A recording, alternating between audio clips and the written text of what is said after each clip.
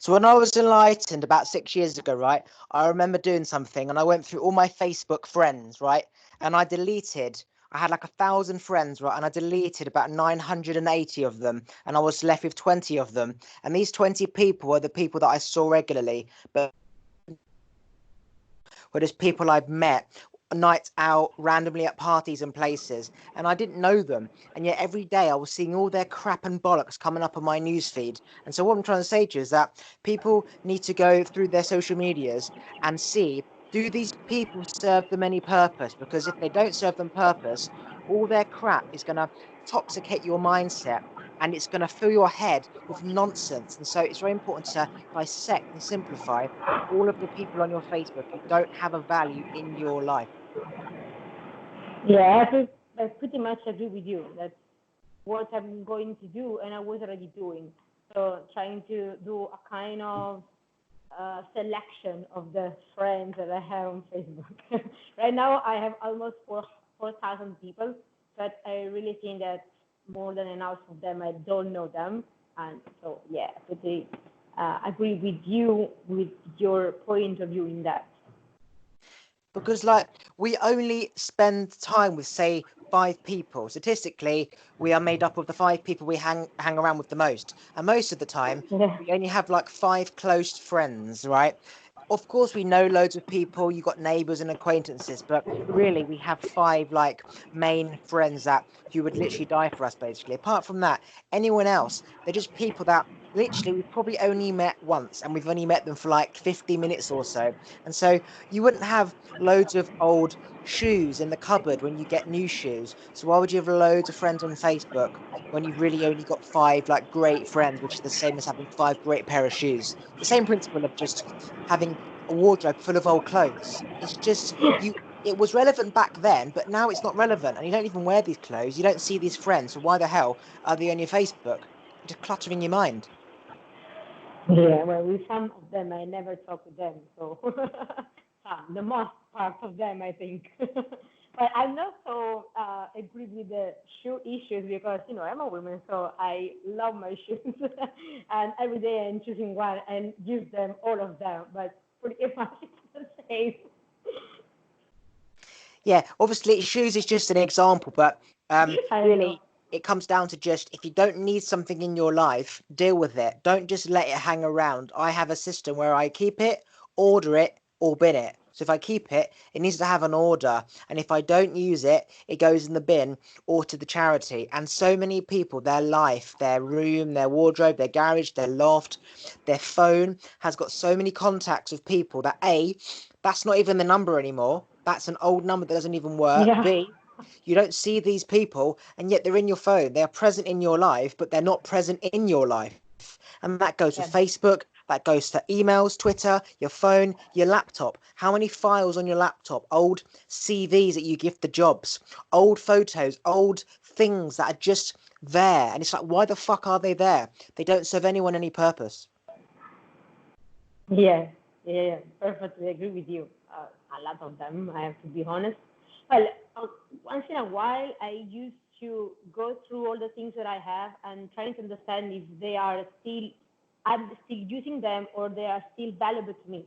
But not everybody is going to do that, and sometimes people are just lazy and they don't want to think about a thing.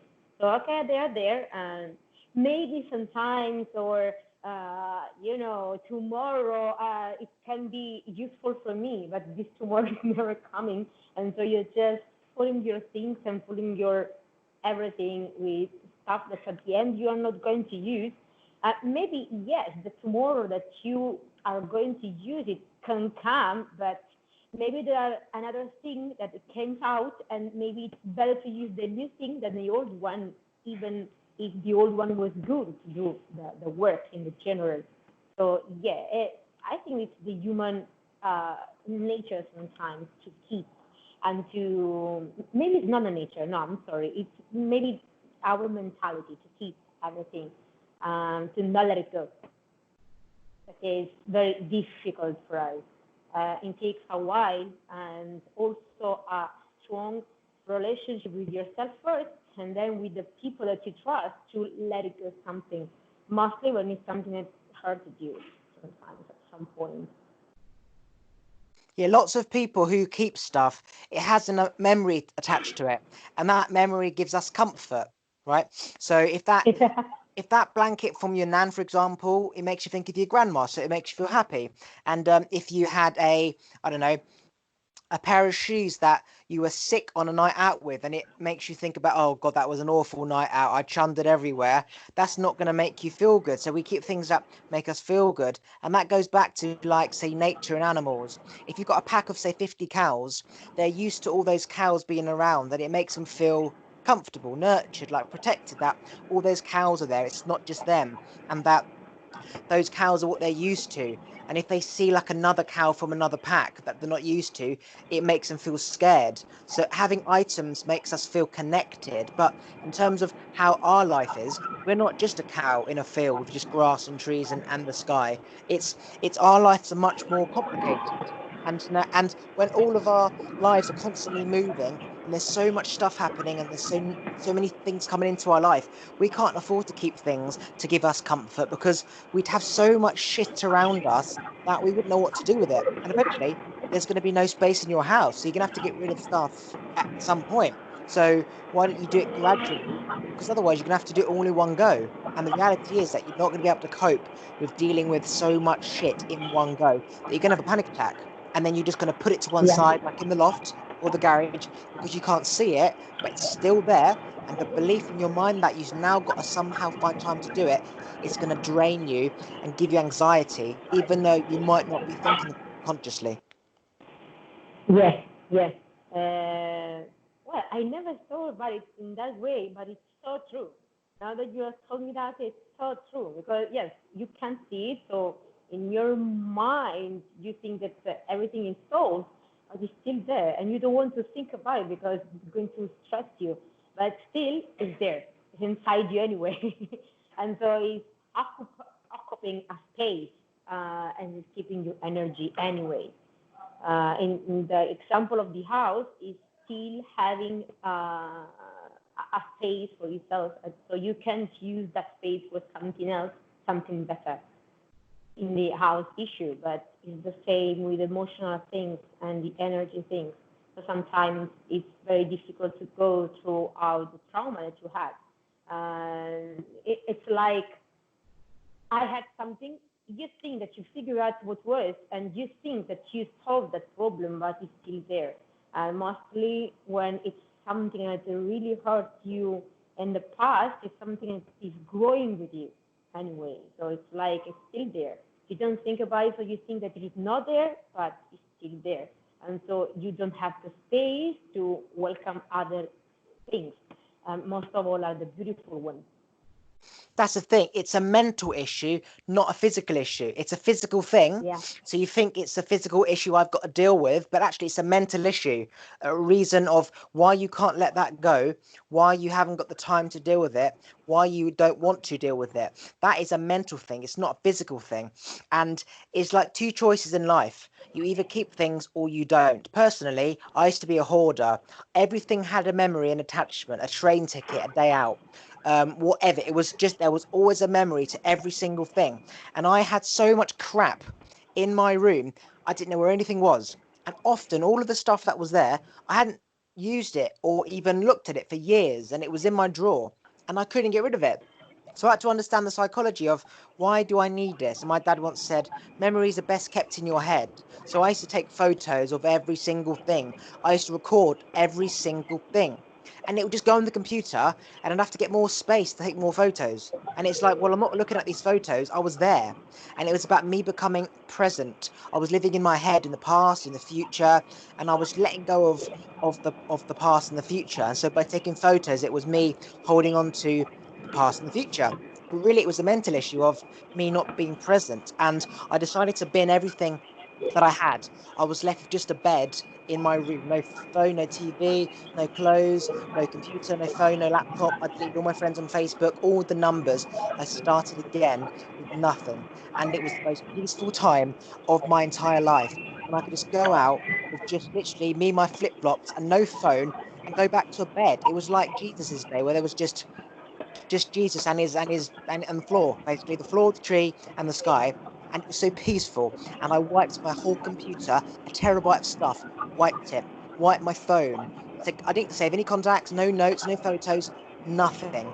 And so what I'm saying is that it's really hard to keep some things, because if you're keeping some things, you're going to go back into that pattern of, oh, well, that's okay, I can keep that, but that isn't. So you'll end up keeping more stuff. And if we're on the planet for, say, 80 years, well, if you keep, say, 10 things every single year, that's going to be 80 things. And it's not going to be just 10. It's always going to be, oh, I'll keep that and keep that. But where are you going to put all this shit? Evolution, things change, plants grow and then they die. So keeping something is a memory then. It's not going to be the same memory in time. So you can't keep everything. So you either keep things or you don't. I don't think there's an in between. It's like you're dependent or independent. If you're independent, you will never want to depend. And if you're dependent, you Yeah. can't be dependent. It's just how it works. It's literally, most things in life are grey, but in this situation, it is black or white. Because if you keep kind of smoking, your body's going to want more smoke. If you keep drinking alcohol, you want more alcohol. Chinese food, you want more, or you don't. There's literally like a black or white, you know. It's true, but there is another thing as well, that keeping something that can remind you what was in the past, it's also helpful to you if you are doing a kind of process, a kind of a path. So it can determine the different steps of what you're doing. But the important thing, I think, that is you have to understand what to keep, because you can't keep everything. For the sometimes I think it's the fear of forgetting something. I mean, I used to do that. I mean, I was kind of keeping everything because I didn't want to lose everything. So it was my fear to lose something, and it was driving me to keep everything. But then I just started to realize, okay, I need something that can prove what I did in that moment. But it's, in the case of the photo, it has to be one, two. Then the other are useful because I don't need them, because I already have one that can remind me what I did. And then the others in the other steps. So I think it's just to understand what you really need. That's what you were saying as well. So you don't need everything. You need some particular thing. You have to prioritize it. You have to understand what is really, really helpful and important to you. It's like in the kitchen, right? You've got a casserole maker, you've got a pasta maker, you've got a soup maker, you've got so many different like kitchen tools. You've got, I think, that makes popcorn, an ice lolly maker. It's like, okay, so when I want to make ice lollies, I buy an ice lolly maker and I make ice lollies. Like when a kid wants an Xbox game, mummy, give me an Xbox game. He plays it, another game comes out. Or there's now a PS4, a computer. So we always use things for a small amount of time and then we move on. So, okay, so then you put all the machines in the garage. You've got your popcorn machine in the garage, the soup maker in the garage, the casserole thing in the garage. So now it's like, okay, well, it's there when I need it. I might not use it or think about using it for, say, a few months, but it's there. That is okay, because you're always going to cook. You might want to make soup, you might want to make pasta. That is okay. But for example, a memory of a photo, you're always going to be doing something and there's always going to be an opportunity to take a photo. Look at the bigger picture. If I take a photo of every single memory, I'm going to have a thing this big, but I'm going to be living my life, enjoying that moment. That when am I going to get time to look back of all of these memories in the past? Because then I'll be constantly in the past rather than creating new memories. And not just the photos, but if everything has a meaning, like a train ticket, for example, that train ticket will go in the drawer. And the chances are, because you're moving forward in your life, you're not going to look back at the train ticket. So, unlike the stuff in the kitchen stuff, where you're going to make soup and bread one day, yeah, you'll use that. But things like a train ticket or a blanket, you will just keep that in a drawer and they will run out of space. So then what you're going to do, you're going to keep it or you're going to bin it. The chances are you'll be like, oh, I've not used that for 5 years. I'll bin it. Okay, so you never used that for 5 years, but yet it was in your drawer. But the memory's in your head.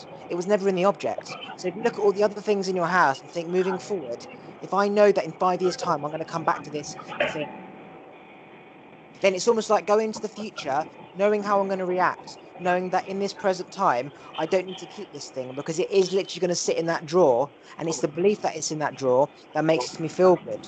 So then you become aware that unless I'm likely to use it again, like the kitchen stuff, bin it. It's like people, they get a PS4, then a PS5, then the PS6. You know you're not going to use that PS4 because there's always going to be a 6, 7, 8, 9, 10. But yet you put it in the loft. But it's like the mindset of you're not going to use it, but I'll hold on to it, and then 5 years time realize, okay, well, I might as well sell it because I've not used it. But you knew that. So it's a mind thing. It's a way of Okay. it's letting go of control. That's for sure. I mean, your mind is controlling everything anyway.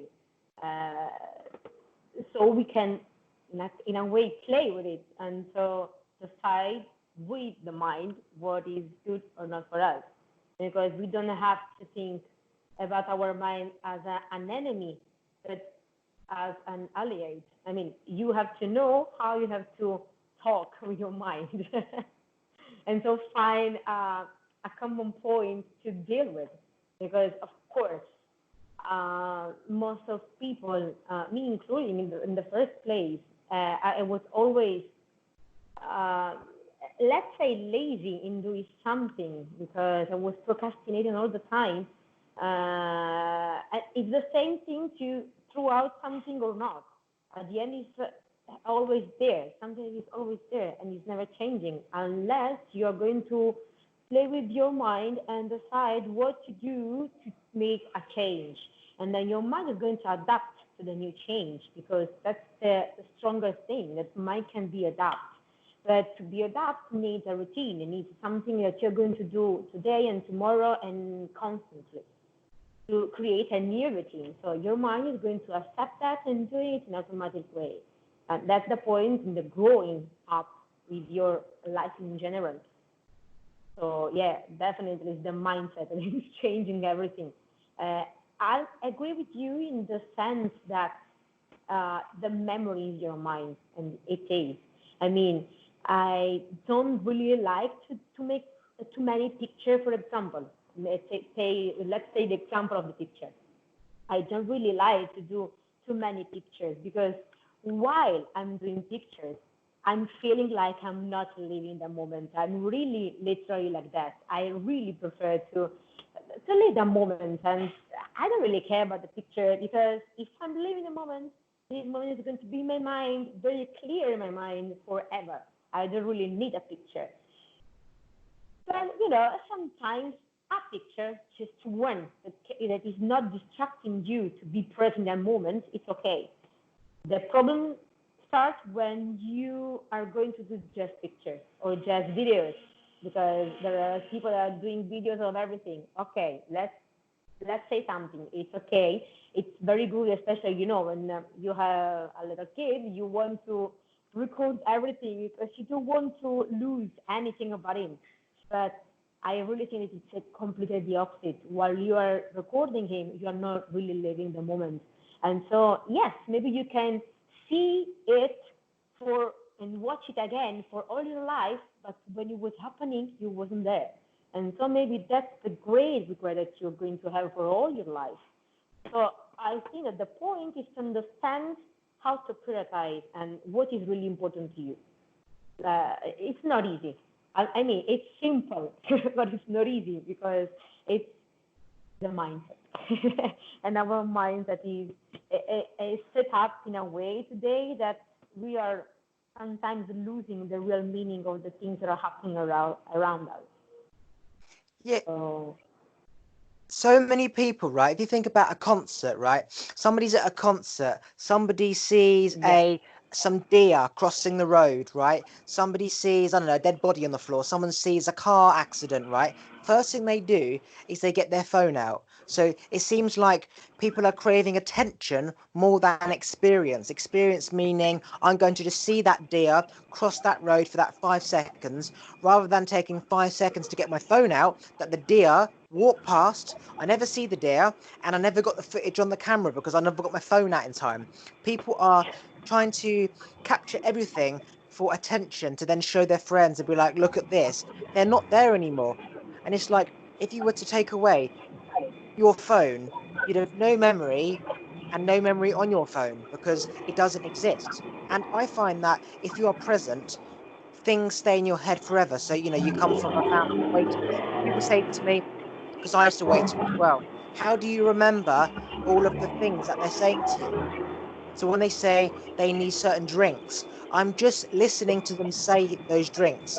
And then when I'm getting the drinks, it just comes into my head. It's there. What people do is they then go, okay, Coca-Cola, lemon and orange lime, whiskey, wine and soda. They're repeating it back in their head. If you're present, the brain stores the image of light and the sound in terms of, the vibration. But people, first thing they do is get their phone out and then they don't remember it because they weren't there. As you said, they weren't there watching. Well, I really think that it's a matter of feelings as well, because of course, if you're not experiencing the things, you are not having any feeling about the things you're experiencing. So the mind works in the way connecting things with feelings, so the emotions you felt. And so if you are not living, if you are not experiencing that, how you can have feelings about it? So that's for sure you're not going to remember anything, or at least you're not going to remember the important things, because sometimes you're just seeing something but you're not watching, or you're just there and maybe you are recording with your phone, but it's an image like other hundreds of the same. So nothing is different for you. So it's just many things happening just to make a number, not to make the difference. So I think that that's the point that makes things work in a different way. How much of yourself are you putting the things you are doing or living? And so we are going back to the feeling and the memory. The memory works if you are experiencing that. That's why the wisdom people are the one that experience everything, or at least most of things, living truly with emotions and feelings and heart, what they are doing or the saying or they are going to do. It's sad sometimes, because I like, for example, to stay in the airports and see people what is going on in their life, or just trying to imagine what's going on in their life. And sometimes they are very lost.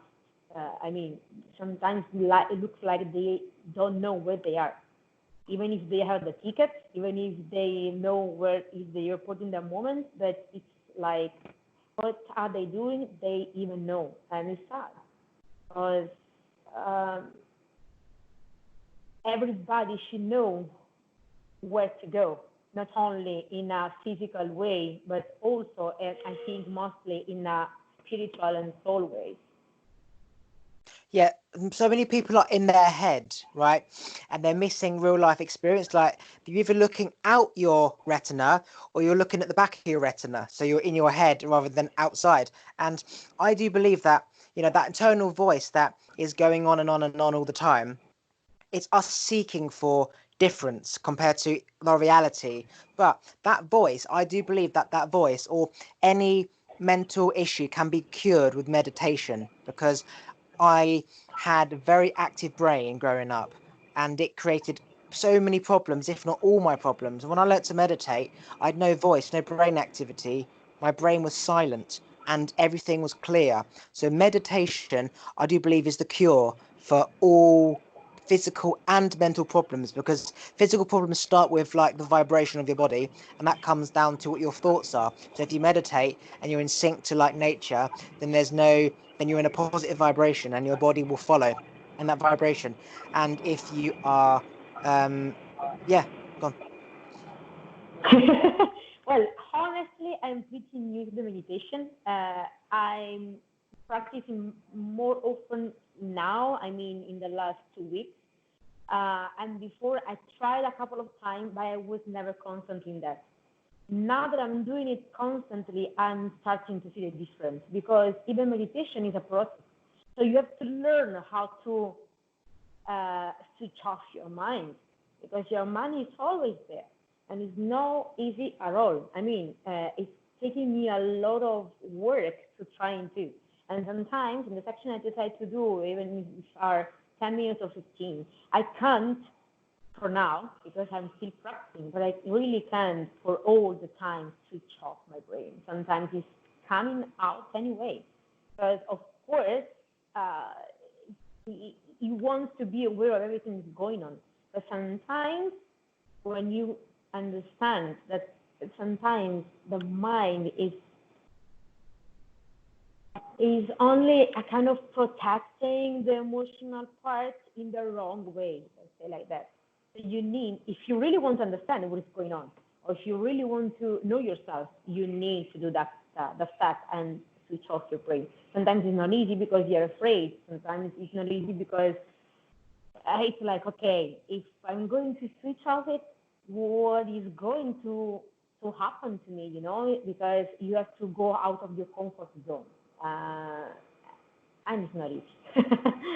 But I think that when you try to do it and you can see the potential that the things have on your experience, on your life in general, maybe you can really understand how to do that and maybe be more brave into it. And that's the beautiful thing.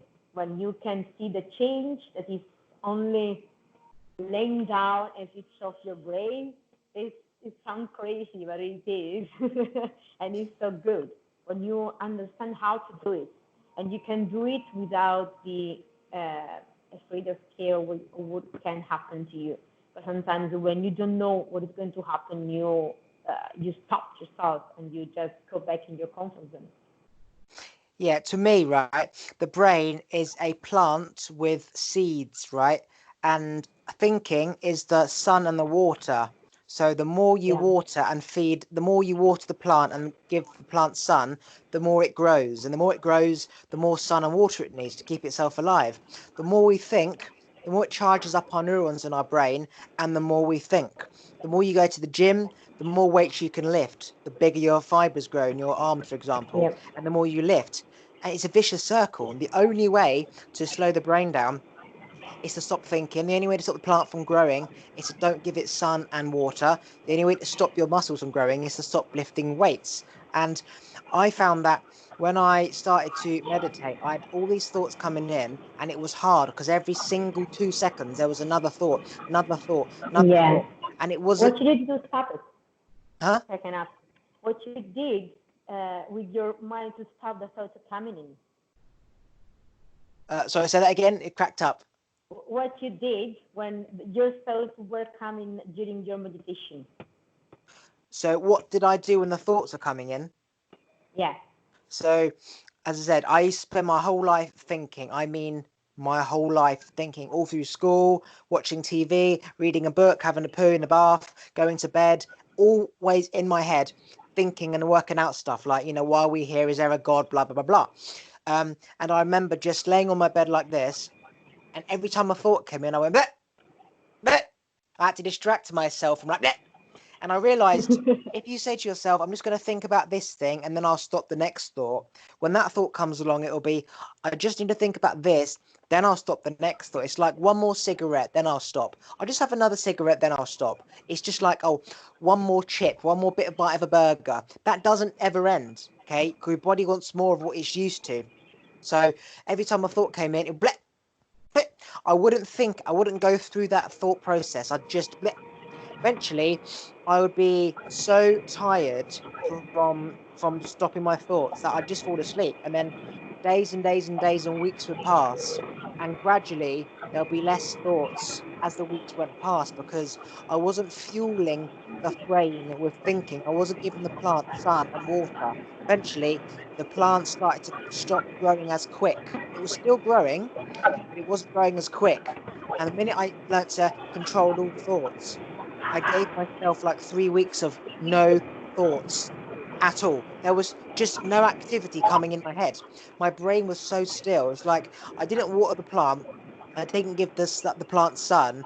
That the plant realized I can't grow because there's going to be, I don't know when the next water or sun's going to be. So it kind of like a cactus kept all the water it had and just stood still and didn't grow. That was my brain for like weeks to a month. There was just no thoughts coming in. It was almost like a dead body. It was just Nothing, absolutely nothing. And I went from I can't control my thoughts to silence, just still, like just it was like a storm and the calm after the storm. It was just bliss, and it took a long How do you time. feel? Huh? When that happened, how did you feel? It was like being blind and being able to see, going from black and white to color.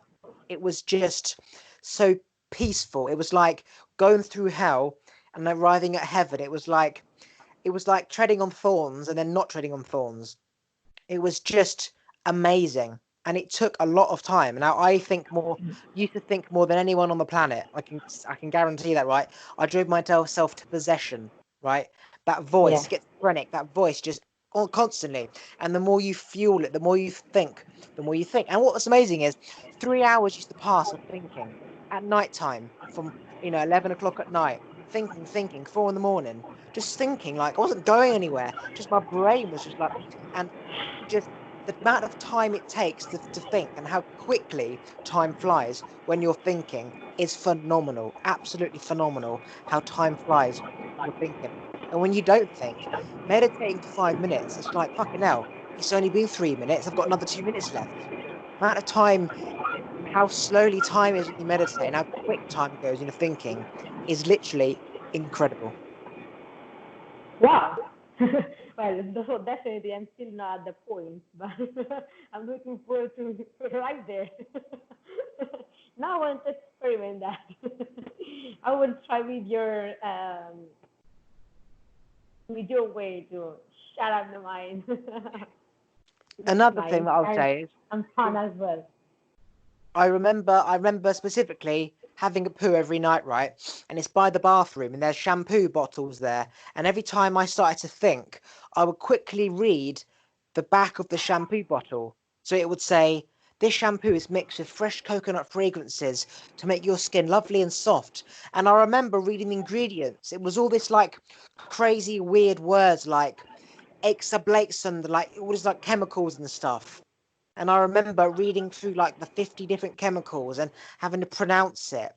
And that took my mind off what I was thinking about to the point where I was spending 5 minutes going through the ingredients of these chemicals in this shampoo that I forgot what I was thinking about whilst I sat down on the toilet. So I occupied my brain with something externally so I didn't think about something internally. And basically, your brain forgets what it was thinking about and you never think about it again. But if you think, okay, I just need to think about this and then I'll stop thinking, you'll always have something to think about. There's always, oh, okay, this is more important than that. It's not, it's just brain activity. So thinking, reading the shampoo bottle, reading whatever, occupied my brain for the 5 minutes externally as opposed to occupying my brain internally. And because I wasn't fueling the brain with thought, I wasn't lifting the weights in the gym, I wasn't giving the plant water, it didn't grow. It just stayed the same height. If that makes sense. Yes, absolutely. But yeah, it's another state of mind. Uh, is the next step, maybe. No? Yeah, and also like food and water is like giving the plant water and sun. If you give yourself good food, you've got good like oxygen to the brain, and the brain's got good blood flow, and it's got you sleep better, so you remove toxins, and then you can think clearer. So so you could say, well, if I eat well, then I'm going to think more. Yes, that is correct. But because you've got such a healthy brain, you can control your thoughts more because you have more control of your brain. So actually, diet plays a role in meditation because if you're tired and like drained, then you're not going to really have much control over thoughts because you'll just be like, you just like be so lethargic and you want to lie down all the time. And when you lie down, your brain starts to tick and you can't be asked to like control thoughts. So diet actually has a huge impact on the ability to meditate because you have more control over your brain if you eat and drink well. That makes sense.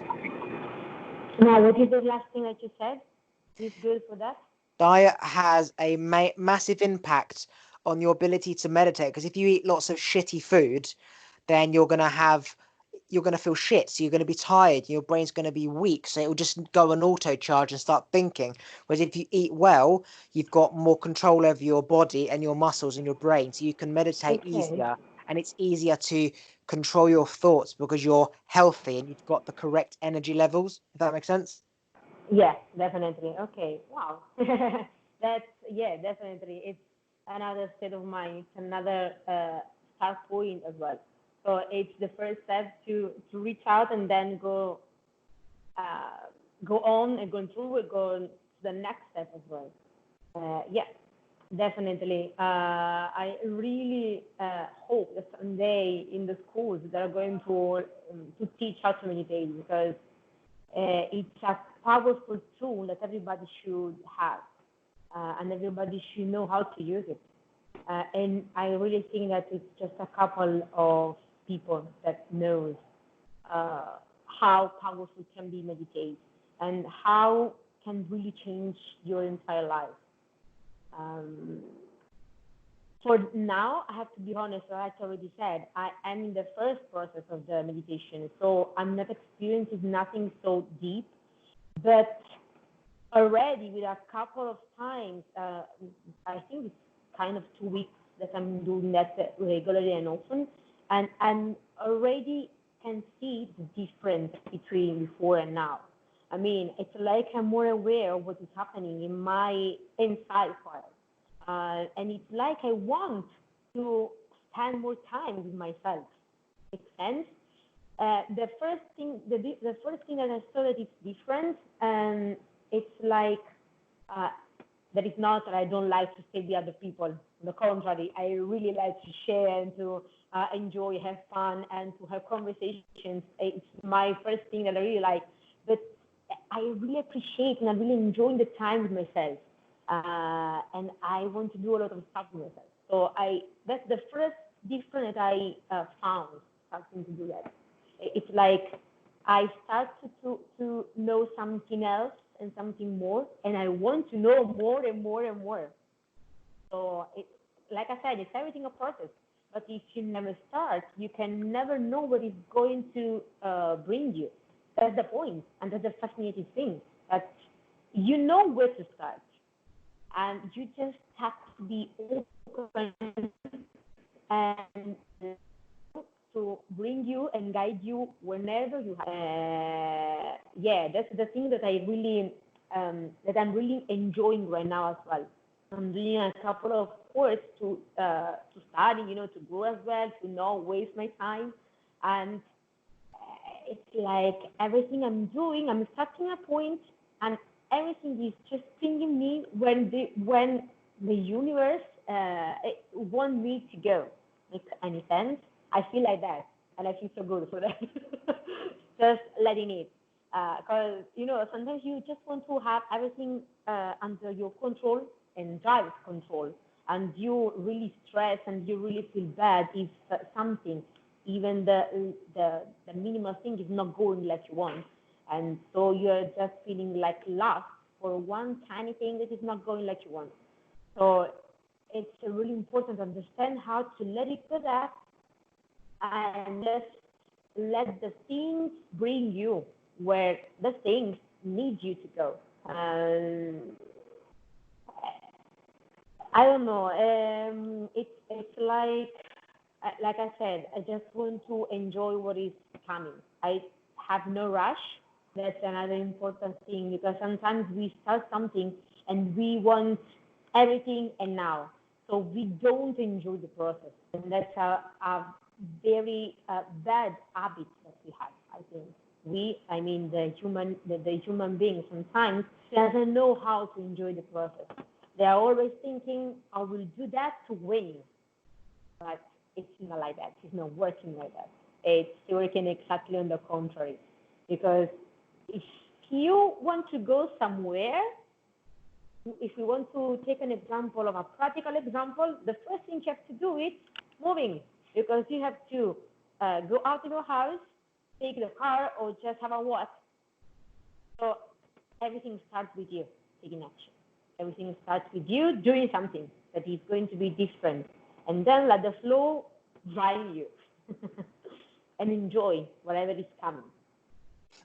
Yeah, like so medication for a mental illness, they give you the medication to alter the state of mind, and then when you alter the state of mind, the physical symptoms change and disappear. So that's why they give you medication, right?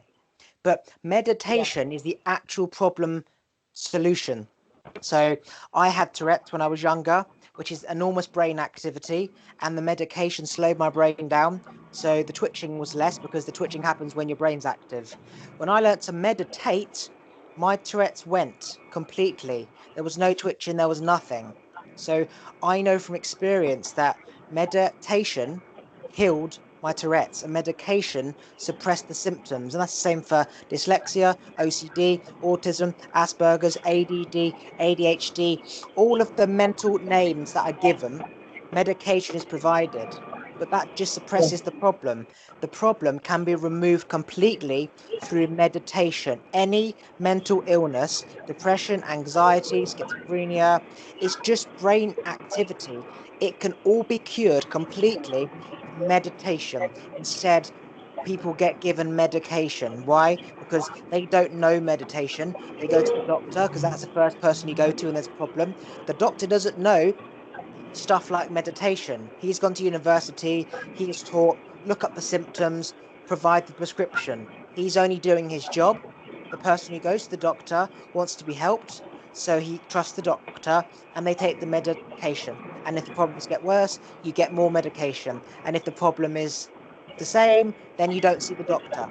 But meditation cures all mental illness, every single fucking thing, even dementia and Parkinson's, okay?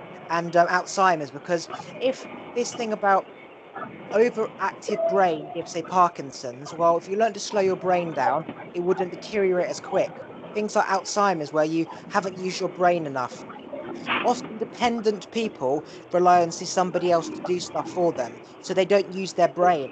As a result, they have lots of unanswered questions in their head, and they don't want to ask people for answers because they feel like, oh, I don't want to ask them too many questions in case they get annoyed with me. So you just have this constant brain activity going round in circles where you never get answers and real truth. It's almost like, I wonder why he does that.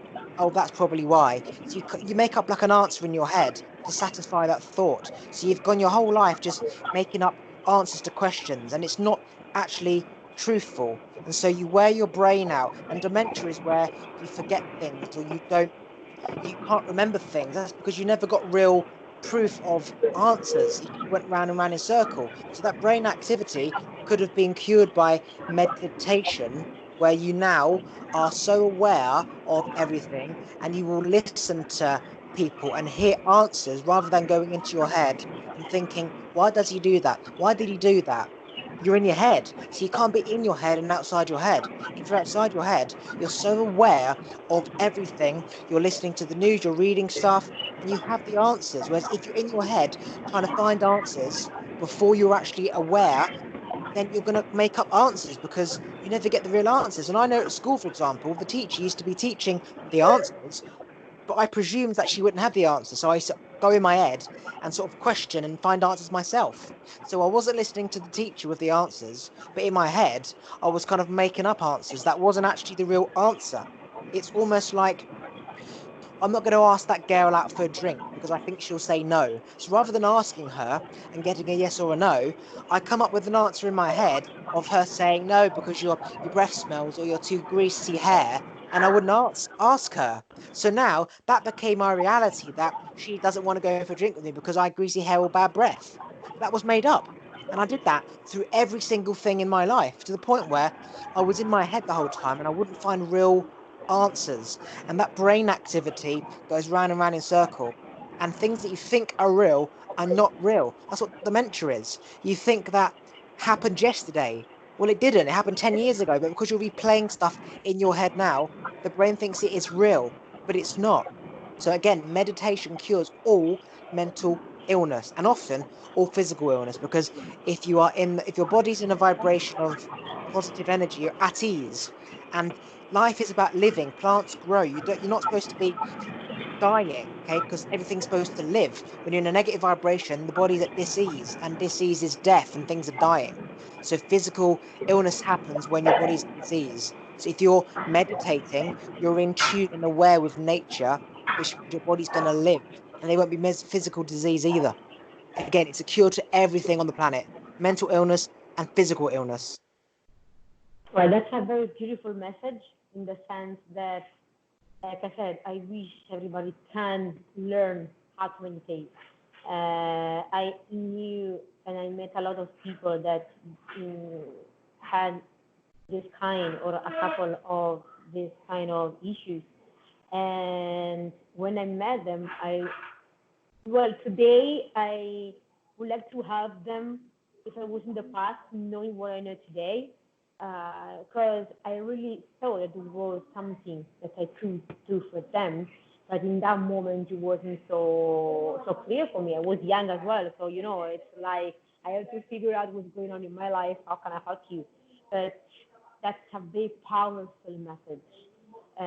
Really, really hope that it's going to be louder and more people can understand how meditation is powerful and can really, really help someone in the really deep way.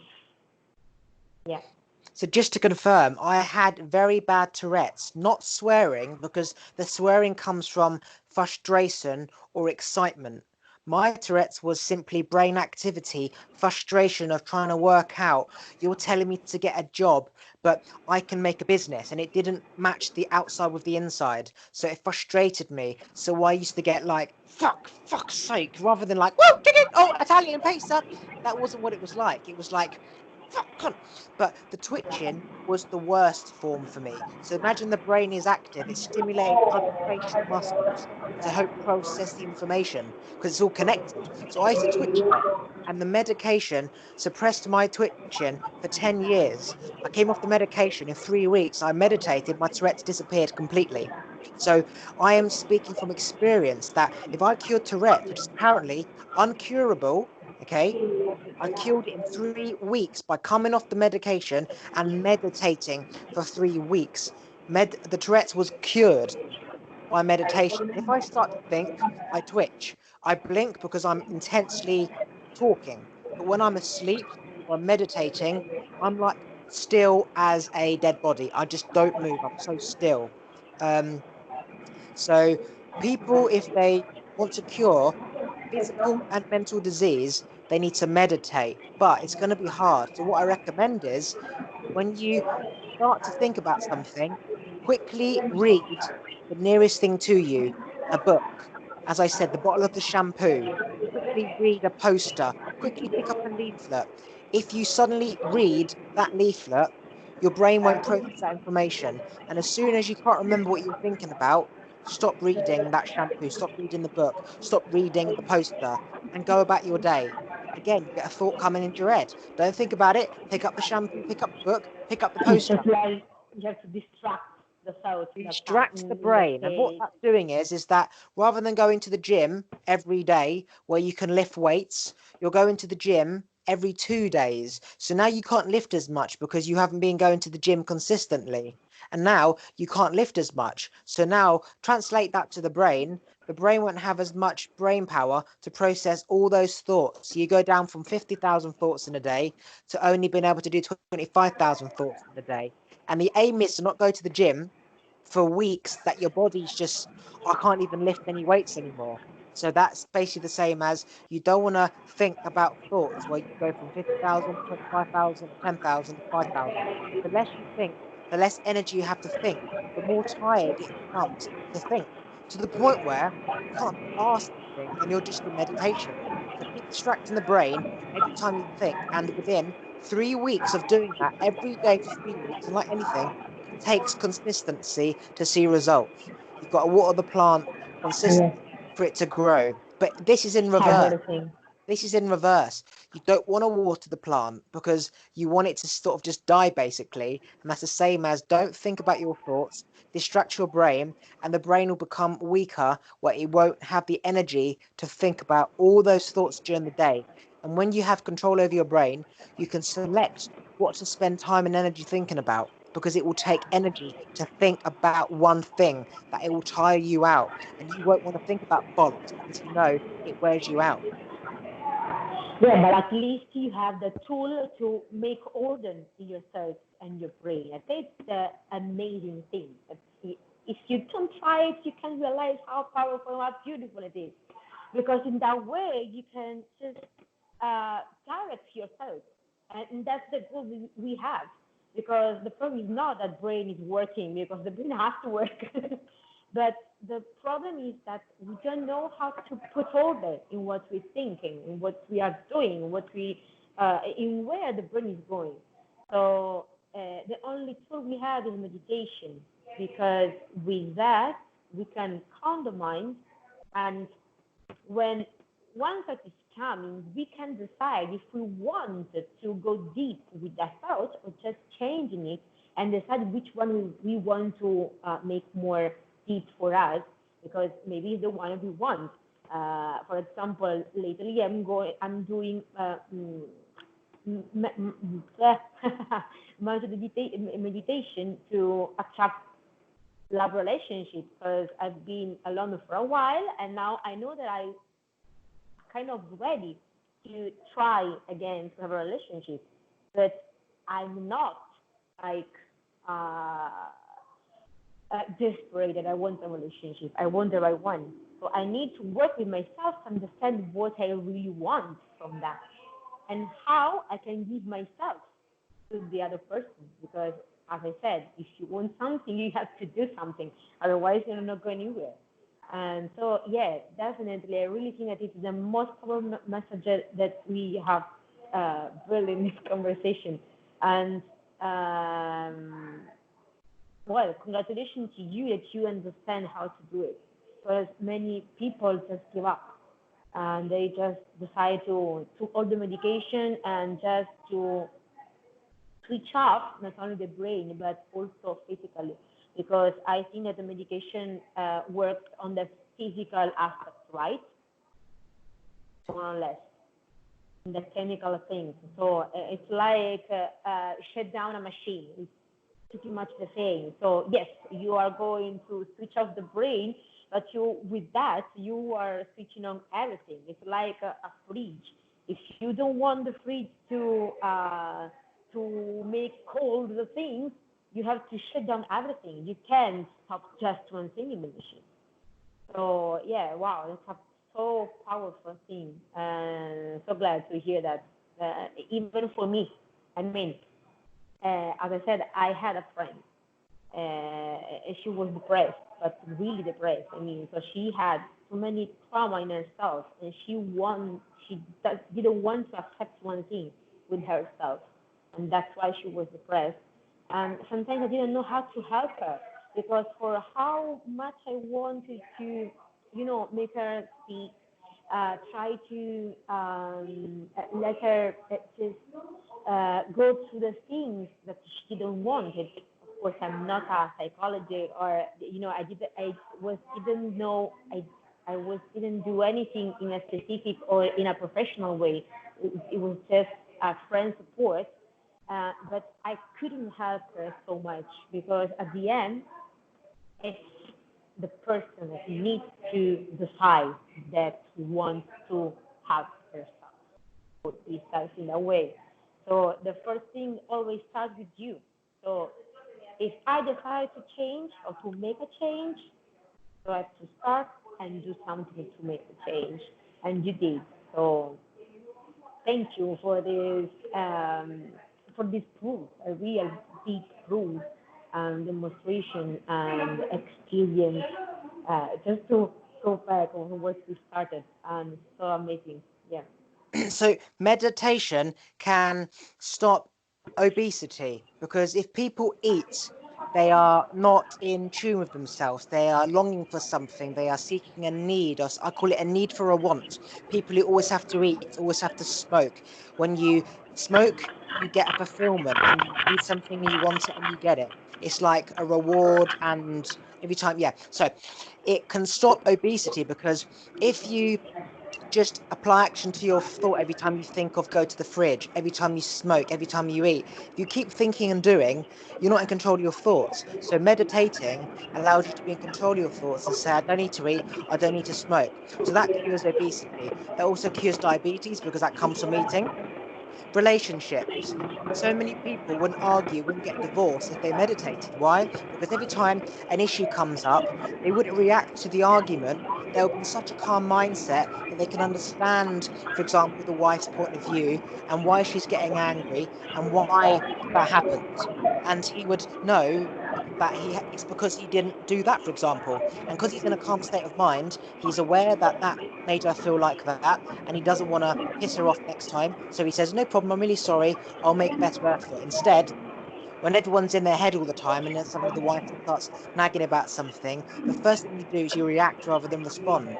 So when you are when you're in meditation all the time, you can see people's point of views and understand their reasoning, as opposed to just seeing it from your point of view and how you're being attacked. So it will save marriage. Most people who try for kids, they can't have kids because they're in such a desperate need of I want this kid or this fulfillment. So they're stressed, they're tense, right? So if you meditate and you let it go, you become relaxed, you become in tune to nature and the positive energy, and you're such in peace with yourself. You won't want kids, you won't want a husband, you'll just have sex. And what happens when you have sex? You create life and you'll have your kid. So it affects diabetes, it affects diet, obesity, it affects marriage, it affects children. If you understand that everything Exactly. starts from the brain, it affects everything. And if you've got unanswered questions and you want, say, love, you're going to attract somebody who's also got unanswered questions because you're the same vibration. So that's why you've got to have all the answers yourself, become complete, and then that person will just be there because you're magnetically attract that person. You can't want something because if you want something, you haven't got enough. So therefore, there's like a hole in your in your box, and it's going to be leaking out. So you've got to fix all the holes yourself, and then it just keeps filling up. So it literally is the root of all evil, the brain activity, and you can get anything you want through meditation. But for me, meditation was like um, being blind my whole life and suddenly being able to see. Meditation allowed my five senses. My smell became incredible, my touch, my sight, my hearing, all became increased because when you're in your head, all the energy is going like inside, it's going out into the universe. It's being wasted. Whereas Yeah. if you meditate, it stores within yourself. So it's like an iPhone is constantly at 100% charged.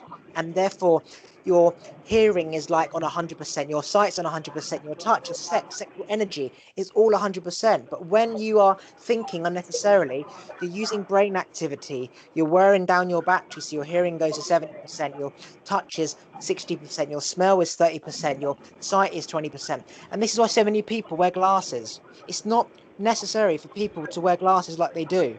Like, we're born with fucking eyesight. Why does everyone wear glasses? Again, it's the things that they are doing that is affecting every single damn thing.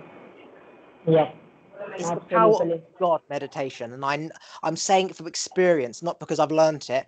I have healed all my issues, every single fucking issue.